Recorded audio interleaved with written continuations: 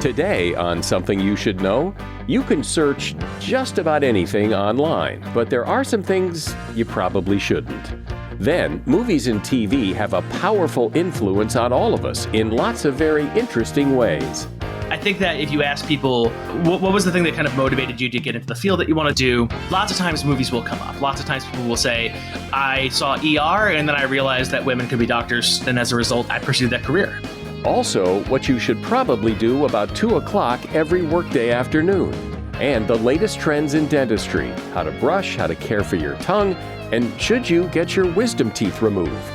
The advocates of wisdom tooth extraction, they cite a number of reasons. Perhaps the most common reason is the belief that the wisdom teeth will push and crowd your other teeth. Well, Mike, the research has shown that that's simply not true. All this today on Something You Should Know. Something you should know. Fascinating intel, the world's top experts, and practical advice you can use in your life. Today, Something You Should Know with Mike Carruthers. Hello, and welcome to Something You Should Know. Yeah, it's pretty cool, the fact that you can search for just about anything in a search engine and you'll get back some results. But it turns out some things may be better left unsearched, according to an article from Reader's Digest called 9 Things You Should Never Google. For instance, don't search things that you don't want popping up in ads later on your computer. If you search for racy lingerie, you can bet you're going to see a lot of ads for it popping up all over your screen. Don't search for anything that's going to incriminate you. And you see this on TV all the time, and they arrest somebody for murder. And then the news report says, and they searched their hard drive and found Google searches for how to murder someone. So don't do that. Don't search skin conditions, at least not just before lunch. You will get some pretty gross images in your face. And there's so much information on skin conditions that you're just better off making an appointment with a dermatologist. Don't search your favorite thing in the world plus the word cancer. Like if you search dogs and cancer, you're going to get something back that says dogs cause cancer in humans. So don't search that. And don't use search engines for translations. Search engines just aren't that good at it. And if you're trying to communicate something, failure is likely, as evidenced by the song, The Girl from Ipanema. The Portuguese lyrics of that song translate to English as, tall and tan and young and lovely, the girl from Ipanema goes walking. When the Portuguese lyrics were put into Google, it translated as, girl in the golden body, sun from Ipanema, the it swung, it's more than a poem. Well, that's not right. And that is something you should know. We all watch movies and TV shows and read books, mostly to be entertained. That's pretty obvious. What's less obvious is that the things we consume as entertainment influence us. Popular forms of entertainment can and do have a direct mental, emotional, and sometimes physical effect on us, as well as on the culture, the economy, and even the future. And often it's done in ways that are hard to recognize unless you know what to look for. But when you know what to look for, it gets really interesting. Someone who knows what to look for is Walt Hickey. Walt is a Pulitzer Prize-winning writer and data expert and author of a fascinating book called You Are What You Watch: How Movies and TV Affect Everything. Hi, Walt. Welcome to Something You Should Know. Hey, thank you so much for having me. So the idea that what you watch on TV or in the movies affects you, it's not a new concept. I mean, we all heard it as kids that, what we're watching is ruining our brains, or, watching violent films will make you violent or something like that. But it's not real clear what the connection is. I think that a lot of the times that we have conversations about this, it's in the most kind of baseline way. A lot of times, somebody who watches a lot of Fox News tends to get maybe more conservative over time. Likewise with MSNBC in the other direction. That kind of, in my experience, at least talking to folks about this topic, is oftentimes the extent of thought that folks put into it. And what I was just so struck by when I was doing, a couple years of pop culture reporting was how often it would just come up that somebody says, "Oh yeah, no, I saw a movie and it completely changed my life and it made me want to do a different thing, and it made me want to be somebody different." I saw somebody represented on screen that I identified with, that it said, "Yes, I could be a doctor. Yes, I could do this kind of career." And you have enough of those conversations where you kind of realize that there's so much more going on here than just the surface level ways that media can, change someone's politics or change someone's outlook or change someone's perspective on stuff.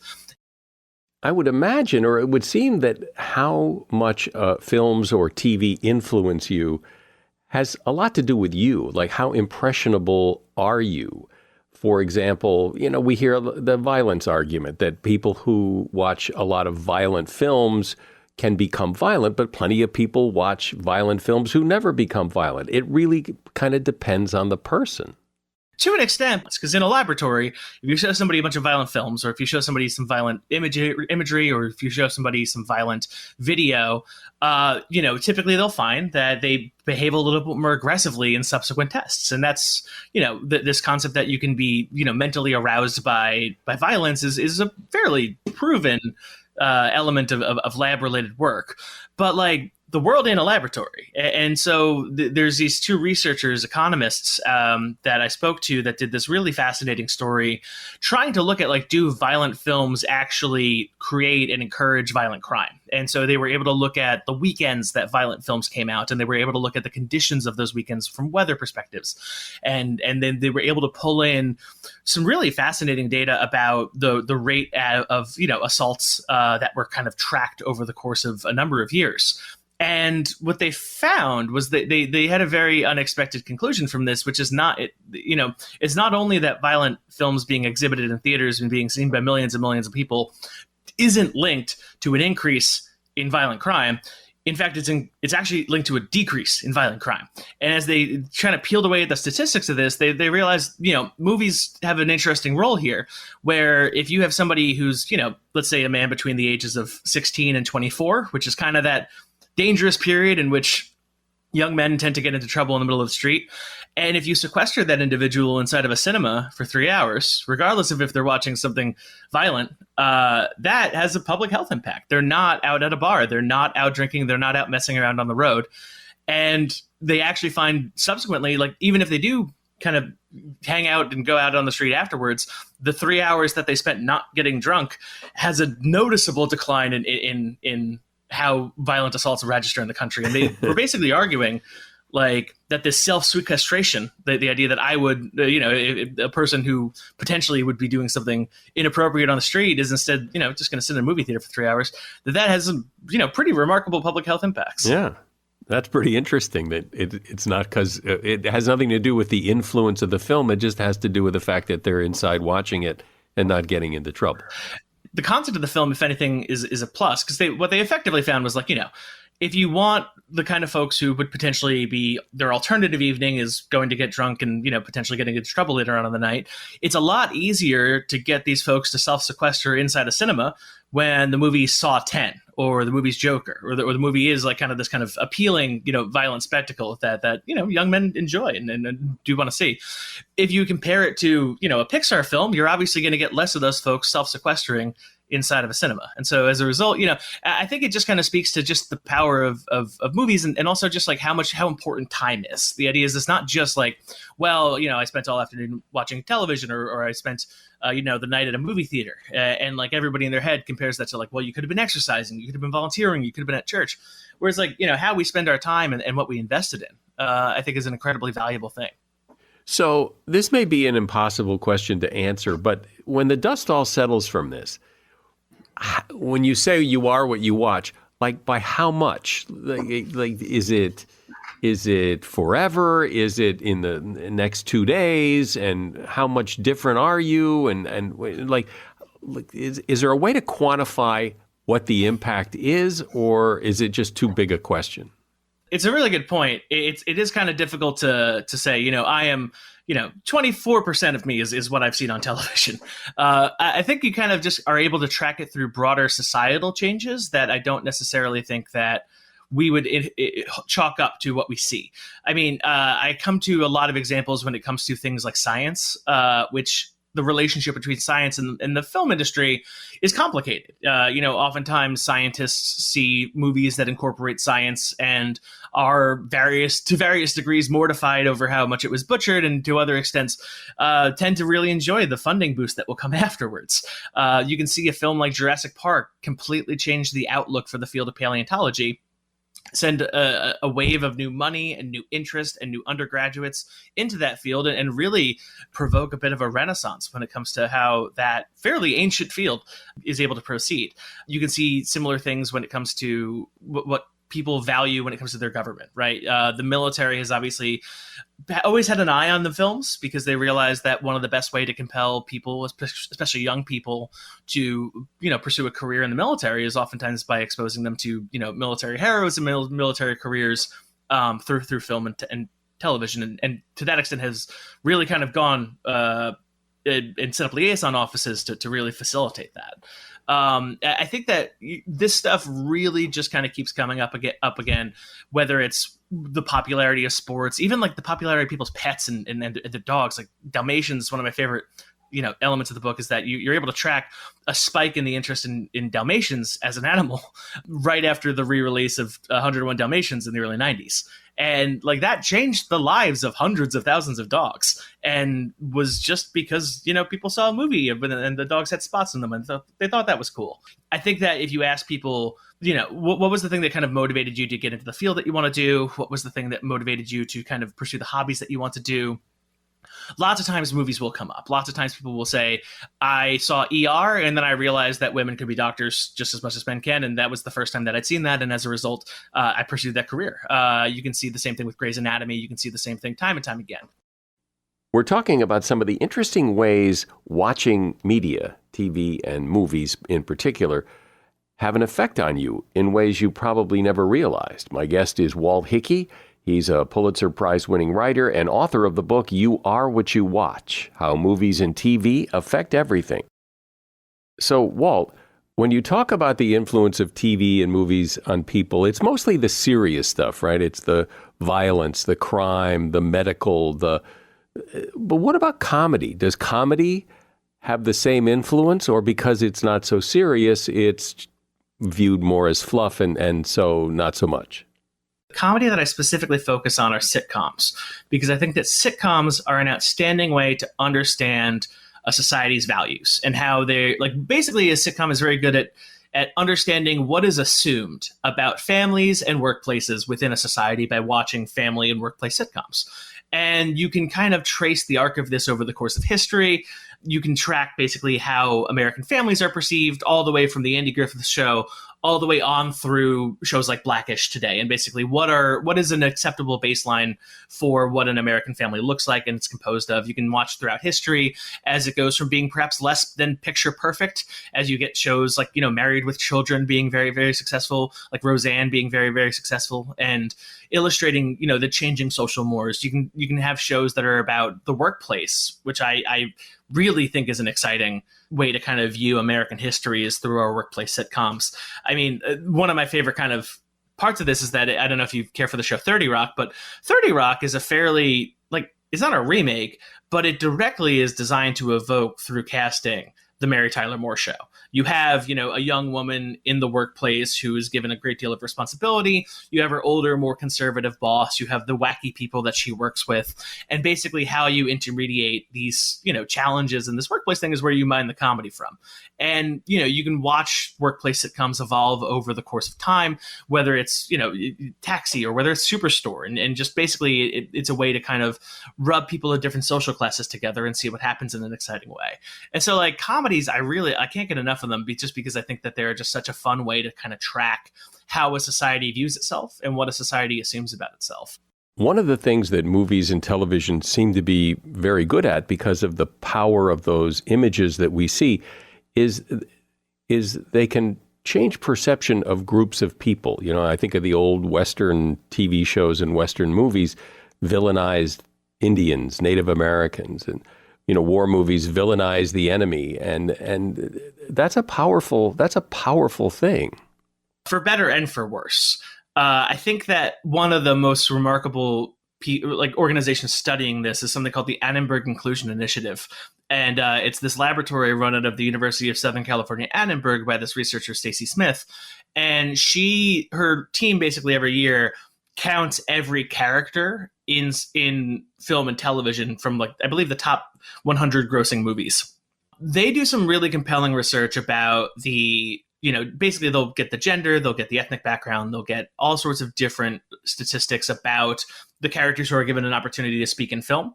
You're talking about 50,000 characters, give or take, a year across these kind of films.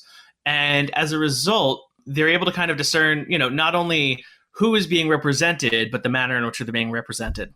And the statistics that were just so sobering were that if you looked at representation of Arabs, and folks in the Middle East, and I don't want to just say Arab Americans just because this is also the global representation of it, but Muslims in general. And if you look at the representation of Hispanics and Latinos, what you remarkably kind of see is that for many people, if the way that you see these communities are simply through the representation in media, I believe double-digit percentages of Latinos on television are represented as people involved in a gang or in some kind of criminal work. Double-digit percentages are of people who are represented as Muslim within media are represented as either working with some sort of terrorist organization or working alongside, or adverse to the aims of the protagonists in some kind of villain capacity. And that's where it gets really worrisome, where the representation that you have within media is unilaterally and overwhelmingly negative, completely out of sync with the actual understanding of how these communities actually operate within the world. One of the most shocking things that I had seen was that if you looked at the number of Asian American and Pacific Islander leads, they tracked half the time the person who was the Asian American or Pacific Islander in the lead role was Dwayne Johnson. And so these roles can go to vanishingly few people. And even when they are heroic, you can count the number of performers who have these heroic roles on one hand. And that's the kind of thing that worries me at times about how people are viewing things in the aggregate. That being said, I think that one thing that's been really exciting about the past couple of years is that, number one, you've seen some legitimate shift in that. You've seen those issues get pointed out and people are endeavoring, whether successfully or not, to begin to address them. You talk about how you use the example of when the movie Beethoven about the St. Bernard came out. Adoption of St. Bernards went way up. When 101 Dalmatians was re-released, lots of people wanted to adopt Dalmatians. There's this power that the media has. Can you give me some other examples of the power like that? One of my favorite ones is that the United States was not sending rockets into space through the 1950s. Obviously, 1959 is when Sputnik happens. But rocketry over the course of that was largely unsuccessful and still in experimental phases. Nevertheless, over the course of the 1950s, the American people, according to Gallup polling, became increasingly convinced that it was viable to get to the moon within the next 20 years. It went from a slim minority of folks in the early 1950s who believed that we can get to the moon to damn near a majority by the early 1960s who could do it. And over the course of that period, NASA hadn't existed yet. We weren't really getting rockets even into space. And the only thing that was really affecting that opinion was a number of Walt Disney produced documentaries interviewing folks like Wernher von Braun and illustrating the principles of how one would actually get to space and how one would actually get to the moon and how one would actually build a lunar environment, as well as a number of large magazine exploratory features in a magazine called Collier's, which was one of the largest syndicated magazines at the times, basically making the science fictional case of here's actually how we can pull this off. And so if you looked at that era of human history, despite the fact that rockets weren't even getting past the stratosphere, we were still successfully convincing the American people that it was viable to get to the moon merely through a number of Disneyland-related segments, as well as a couple magazines. Now, you said it says in the material about your book that some of the changes, some of the influences that movies and TV have on people are also physical. So can you give me an example of that? So, like, I interviewed these researchers who study, they're medical researchers, and they typically study something called thrombosis, which is basically the process at which your body clots at the wrong time and things that cause strokes. And the clotting system in your body is very sophisticated. It's one of the oldest systems that we have. And what these folks effectively found after exposing people to, a very neutral film, it was a documentary about champagne, and then exposing people to a jump scare laden horror movie, they found effectively that your body, over the course of watching a horror movie, has released a specific compound that is the compound that they released when your body's preparing itself to bleed. When your body's effectively worried enough that you're going to be wounded, that it wants to be ready to kind of get that ball rolling on staunching that bleeding pretty quick. And so what they effectively found was that this coagulation factor that is specifically linked to your body getting ready to be injured is strongly activated when you watch a horror movie. So, I think that a kind of a big conceit of the book is that this stuff is not just visual. It's not just audio, right? It has a physical manifestation in your body. Your mind appreciates it in ways that you might not otherwise appreciate. And these things are really doing something very physical to you beyond simply just being passively watched, right? What's another example, maybe an unusual one where, like real life and films have intersected? One of my favorite examples, I'm personally a hockey fan, and the entire existence of the Mighty Ducks, the Anaheim Ducks, was effectively after the success of the film, The Mighty Ducks. Disney had $50 million from that film and the video proceeds that they then just decided to use to buy an NHL franchise, which they then co-branded and co-did all that. And, it is very interesting to me that 3% of the National Hockey League exists exclusively because of a successful Disney movie from the 1990s. Well, the idea that watching TV or movies has a physical impact on you, to me, I mean, I've never heard that. It's always been, it's a psychological thing, but not a physical thing. Is there another example of that? Yeah, so I told you about the blood study. I think that there was another one that still blows me away, where effectively there were these group of researchers who basically study something called VOCs, which are volatile organic compounds, which are basically just chemicals that are released by living things, that by tracking them, we can understand what's actually going on physiologically. Because when you exhale, you're not just exhaling carbon dioxide, you're also exhaling all the waste products for different kinds of chemical reactions going on in your body. So for instance, after you lift weights, after you tense your muscles, you're going to be exhaling something called isoprene, because the process inside your body that required you to flex that muscle has isoprene released as a result. And what they found blew me away, because I think it just so gets at the power of this stuff. And it also just shows how little we really understand and appreciate this, which is that they were able to basically attach a device that measured little VOC levels in cinemas. And what they were able to find was the way that they were able to track chemicals in the air was consistent across the same movie, across totally different screenings. And so, if one of the films that they did was they had a film, The Hunger Games Catching Fire.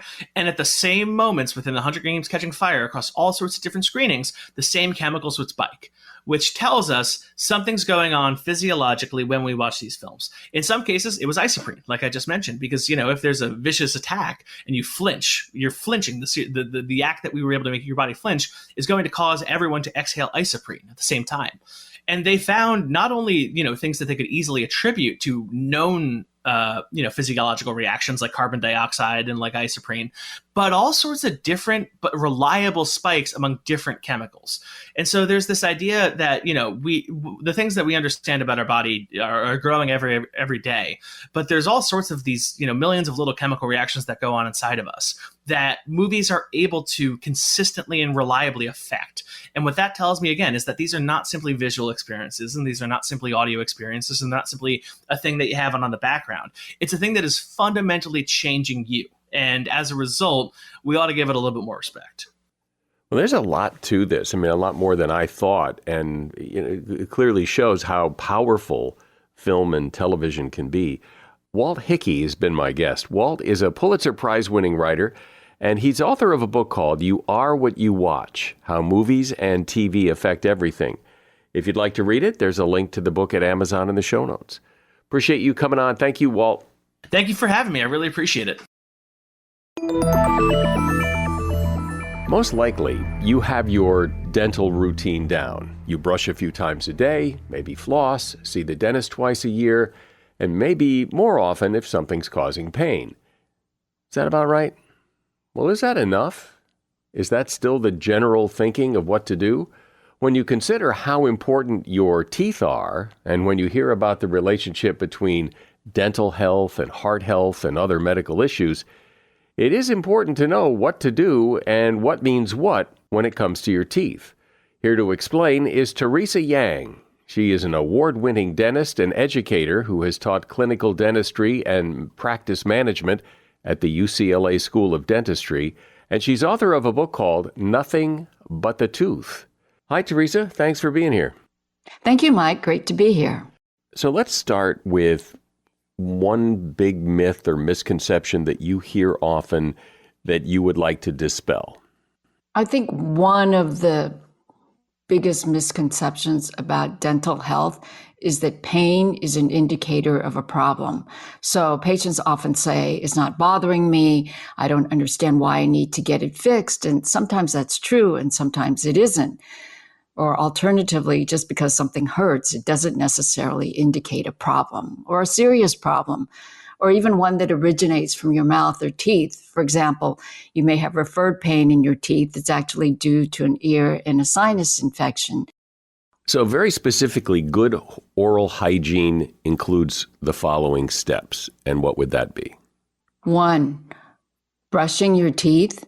The most important time to brush your teeth is at night before you go to sleep.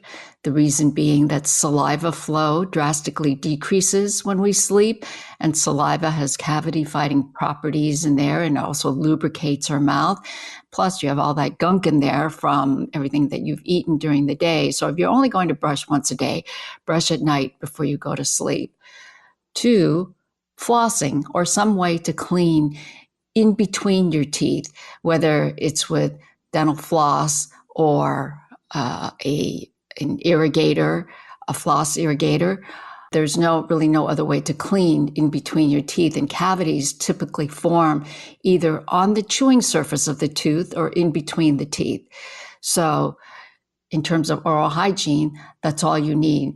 Do you need a fancy toothpaste? Do you need a fancy brush? No. The mechanical action of rubbing something, a brush or a washcloth, as in the case of an infant or a young child, against the teeth, just that mechanical action of cleaning the plaque off your teeth is sufficient. For some people, they need some additional extra, like fluoride treatment or some kind of lubricant for their mouth. But for the average person, that is what oral hygiene entails. And go to the dentist twice a year?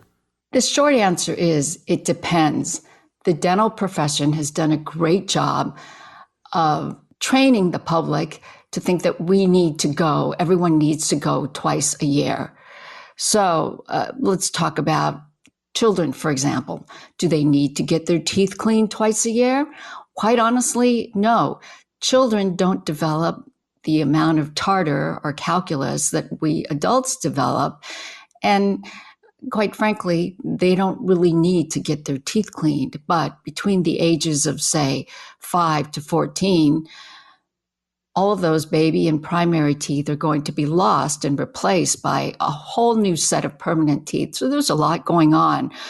At a minimum, a child should be going once a year, but more desirable would be twice a year to have an examination. So we all need to have some kind of a professional examination once a year. As for cleaning, yes, some of us need to go twice a year. That's a good rule of thumb. For the average adult, some people may need to go less frequently. And then there are a whole slew of others that may benefit from seeing a dentist more frequently and having their teeth cleaned, say, every 3 months. Everyone's had the experience of you go and get your teeth clean. And I love that. I love that feeling afterwards. I kind of don't want to eat because I love that clean feeling. And when the hygienist is done cleaning your teeth, you sit there and wait for the dentist to come in. And the dentist finally comes in and says, open your mouth, and looks in there. What's he or she looking for? Depends on how long that dentist is looking. So, Mike, let me flip that back to you and ask you, how long is your dentist looking in your mouth after the hygienist is done? I would say less than a minute. That's not an exam. There are many different kinds of exams. So the first one is the comprehensive exam, and that's generally done when a new patient enters the practice and includes the following. One, a physical evaluation of the teeth done in conjunction with other diagnostic tools like x-rays, photographs, any models or duplicates of the mouth. Two, a periodontal or gum evaluation that checks each tooth for any signs of gum disease. Now, that may be something that your hygienist has done, and that information is presented to the dentist. Mobility or the looseness of your teeth is also checked, as is gum recession and the quality of the gum tissue.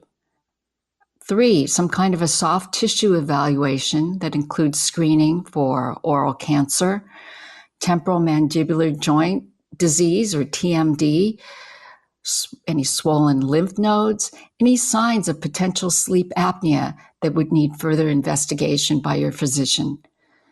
Four, checking the bite of individual teeth, and the entire dentition is a unit. Are there signs of any abnormal tooth wear? If so, why? Five, an evaluation of your oral hygiene. And again, that may have been done by your hygienist, and including any tips and techniques that would be helpful. And lastly, an evaluation of any oral appliances like night guards or retainers that you have, and to see if they're still fully functional. But most importantly, any examination should include a discussion of the findings and recommendations. Now, the exam that you described in association with your cleaning and the hygienist is called a periodic exam. As the name implies, it's something that occurs from time to time, usually in conjunction with the cleaning appointment. Yeah, well, I've always figured that, the hygienist has had her fingers and face in my mouth for the last 20 minutes. If there was something worth noting, she would have seen it, that him coming in and looking for a minute, he's not going to see much more than she did for 20 minutes. I would agree with that assessment. One thing I think adults are very concerned about with their mouth is bad breath, mouthwash, that kind of thing. Can you talk about that? Sure. Bad breath can come from many different sources. It could be from our GI or gastrointestinal system. We could be having something in there that can then become bad breath or be interpreted as bad breath. People that are dieting or burning fat that has a specific odor that then is translated into bad breath, and it's called ketosis, and we may be having bad breath from that. As adults, as time goes on, I don't know if you've experienced this, but I've certainly experienced this, where you're getting more and more food stuck in your teeth. So I've gone to the point of carrying dental floss around with me because there are certain areas where I routinely get food stuck in my teeth. So any food that's trapped can cause bad breath. There's bad breath from cigarette smoking and the like. At the core is good oral hygiene. So if we keep everything clean, brush our teeth, our tongues, ensure that there's no material trapped in our teeth, that should help with the bad breath, unless it's from a systemic condition. With mouthwashes, we need to be careful about what types of mouthwashes we use. Mouthwashes that advertise as antibacterial. Remember that we have good bacteria and bad bacteria in our mouth, and we don't want to indiscriminately kill off all the bacteria in our mouth. So I would advise, again, routine use of mouthwash many times a day. Once in a while, sure, if you need to freshen your breath. What are wisdom teeth, and why do so many people have to have them removed? Let me give you some background on wisdom teeth. So humans have 3 sets of molars, the 6-year molar, the 12-year molar, and they're so named because that's when they erupt into the mouth. and then the wisdom tooth or the third molar. And we have a total of 4 wisdom teeth, one in each quadrant at the backs of our mouth. There are 4 quadrants. Back in the caveman days, we had large, strong jaws that accommodated all of these teeth. But as we transitioned from a hunter-gatherer to an agrarian society, one where we cooked our food and consequently began to eat softer foods, a predominant theory says that our jaws then began to shrink. Fast forward to today, and interestingly, the wisdom tooth is the most commonly congenitally missing tooth. So even so, evolution is slow, if not glacial. Sometimes there's not enough room for these wisdom teeth. But you're asking, should they be routinely pulled out? Well, in the United States, we spend an estimated $3 billion annually on the removal of wisdom teeth. It's almost considered a rite of passage. Other countries, such as the UK, they discourage this automatic extraction of these teeth. The advocates of wisdom tooth extraction, they cite a number of reasons. It's hard to keep this area clean, leading to possible cavities and gum infections. Cysts can sometimes form around the teeth, or tumors even. If there's not enough room and the jaws have completely developed, then why not get rid of the teeth sooner rather than later? Healing is always easier and faster in a young person. Or perhaps the most common reason is that the belief that the wisdom teeth will push and crowd your other teeth. Well, Mike, the research has shown that that's simply not true. But this myth has persisted, and even some dentists believe it. There's not enough concrete evidence to recommend the wholesale removal of wisdom teeth. Fully erupted functional wisdom teeth work like any other molar and should be kept around. Impacted wisdom teeth, meaning that they're not completely erupted or they're partially erupted and partly under the gum or the bone, they should be monitored.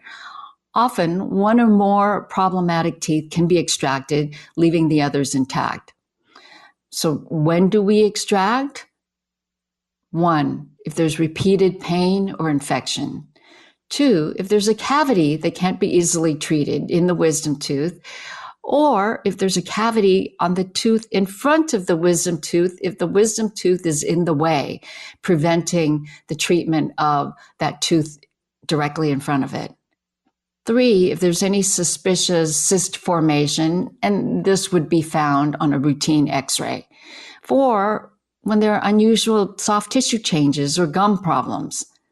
For example, if you're missing the lower wisdom tooth, the upper wisdom tooth sometimes will continue growing and erupting until it hits the gum on your lower jaw, and that chronic irritation can cause a problem to that gum. And lastly, prior to braces, if the mouth is crowded already and the teeth need to be moved into the space occupied by the partially impacted wisdom tooth. So in short, Mike, the decision to extract should be made on a case-by-case basis.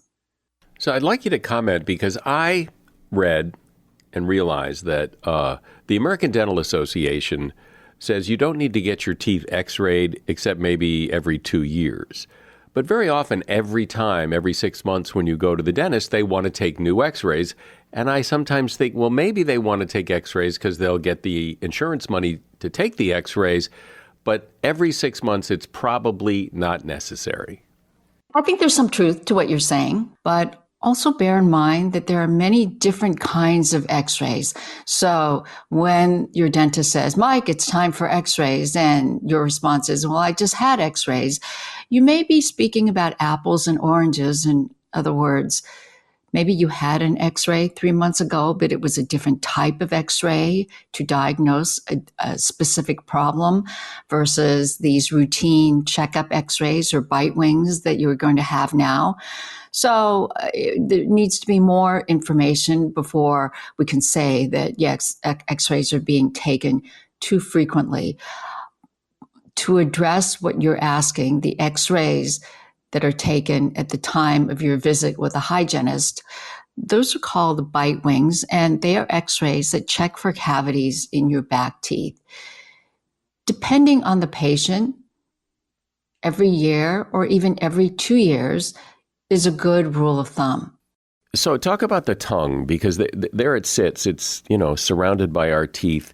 Nobody really talks about the tongue. Is it important to talk about the tongue, or we just let it sit there and do what it does? The first thing I'll say about the tongue is we should be brushing our tongue. Some tongues are very smooth in texture, and other tongues are I would say unattractive, with lots of furrows in there and deep crevices where food can get stuck, bacteria lives in there. So brushing our tongue is an important aspect of oral hygiene. You can either use your toothbrush, or there are special brushes or tongue scrapers that are designed to do that. But yes, let's talk about our tongue and tongue position. What I'm referring to now is ideal resting tongue position. That is, when your mouth is not engaged in eating, talking, kissing, singing, etc. Your tongue should be resting on the roof of your mouth or the palate behind your upper front teeth, but not touching those teeth. Did you just check yourself, Mike, to see if your tongue is in that position? I did, and it is. And it is perfect. So in this position, the upper and lower teeth are slightly apart so as not to place any undue pressure on them. And for all of those clenchers and grinders out there, it's very difficult, if not impossible, to clench or grind your teeth with your tongue in this position. One thing we haven't talked about, and I've heard talk of this, is the connection between dental health and heart health. Can you address that? Mike, the health of your mouth doesn't exist in a vacuum. So in recent years, yes, we have learned of the connection between gum or periodontal health and heart disease.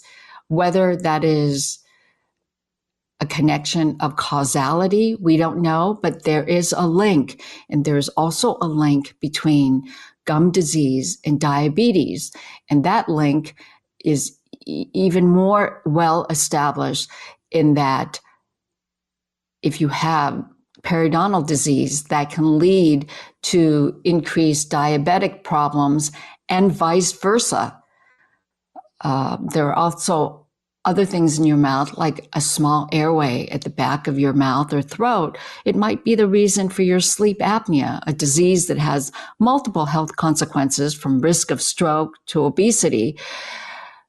And that's just the tip of the iceberg, what we've talked about: heart disease, diabetes, sleep apnea, even Alzheimer's. So in short, your mouth is intricately tied to the rest of your body.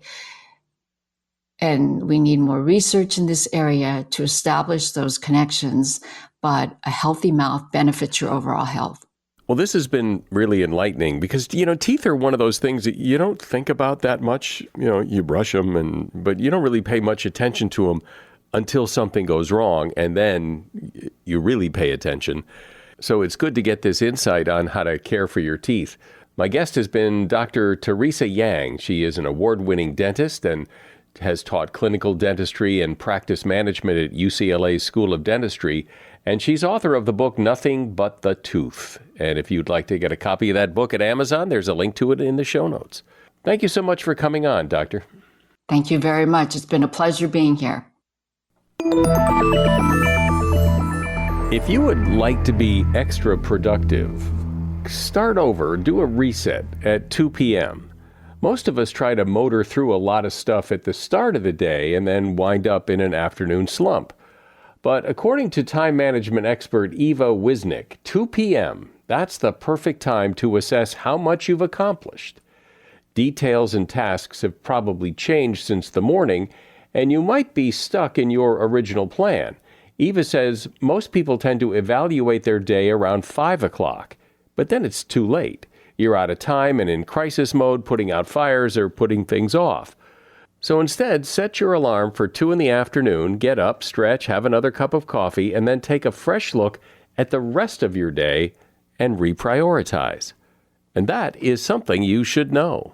One of the things that keeps this podcast going, it's kind of the fuel, is getting good reviews and ratings on Apple Podcasts or whatever platform you listen on. So it would be of great benefit to us and would only take you a moment if you would leave us a rating and review. I'm Mike Carruthers. Thanks for listening today to Something You Should Know.